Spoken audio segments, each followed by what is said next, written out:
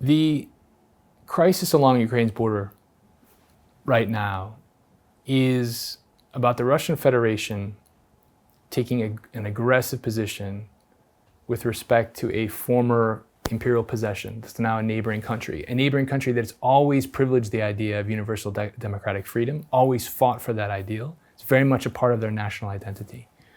So at the moment, Russia is acting the bully on the playground. And Ukraine right now is vulnerable simply because it's militarily weaker. We here in Britain need to care for a principled reason and a practical reason.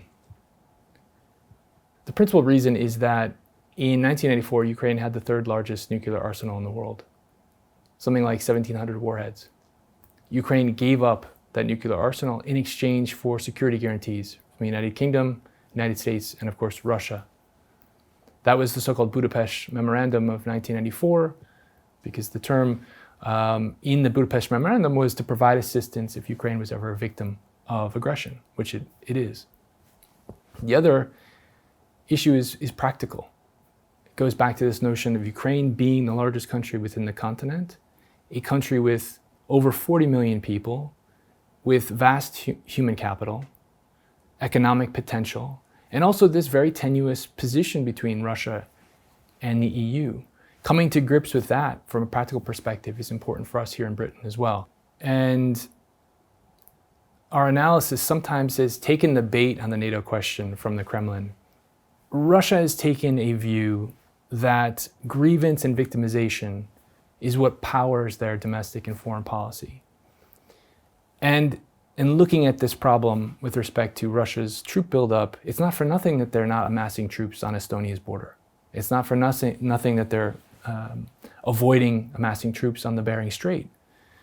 They're not challenging NATO in that respect because Ukraine is weaker and it's vulnerable. This is a geopolitics of aggression that threatens everyone. It doesn't just threaten Ukraine, it threatens us here because the moment we surrender the ideals of an international legal order and we go back to this framework of might makes right, we're all in trouble. Wars, by their very nature, defy borders. They're rarely confined to them. It's very easy to see the ingredients of a broader regional war in the making here. Wars do not follow an easy, clear logic. One small move can be immensely disastrous.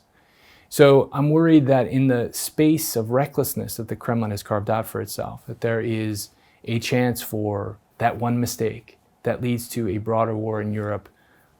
One thing we need to appreciate is that this escalation, even if we find that Russian troops go back to their bases and that the threat subsides, another escalation will come because the logic of Russia's intervention in Ukraine is a logic of the aggressor. So I always look first to culture and civil society for sources of optimism. Ukraine defies expectations. When I traveled there for the first time in 1995, I thought I had a sense of what the place was like. And at every turn, I found that it surprised me. To learn from these different traditions, religions, to see multilingual culture in action, to see that these divisions that we often think exist between people actually overcome on a daily basis. These easy forms of connection are very prominent in Ukraine. And at the same time, Ukraine is remarkable for a very, very diverse dynamic culture and civil society that is game-changing, I think, for Europe more broadly. Every single framework we think we bring to bear in studying European countries, they don't really sit well with Ukraine.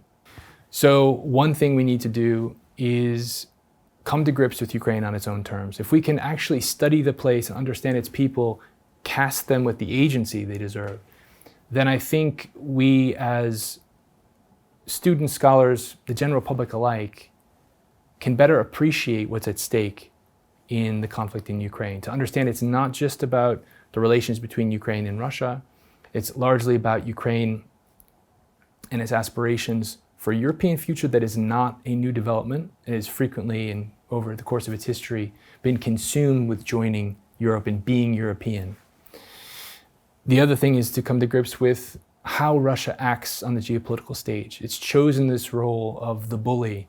We need to be more aware of techniques and approaches to, on the one hand, encourage peace, but stand up to the bully on the geopolitical playground. We're still learning our way through this, but if we can begin with understanding Ukraine better, then we'll be ready for that next escalation.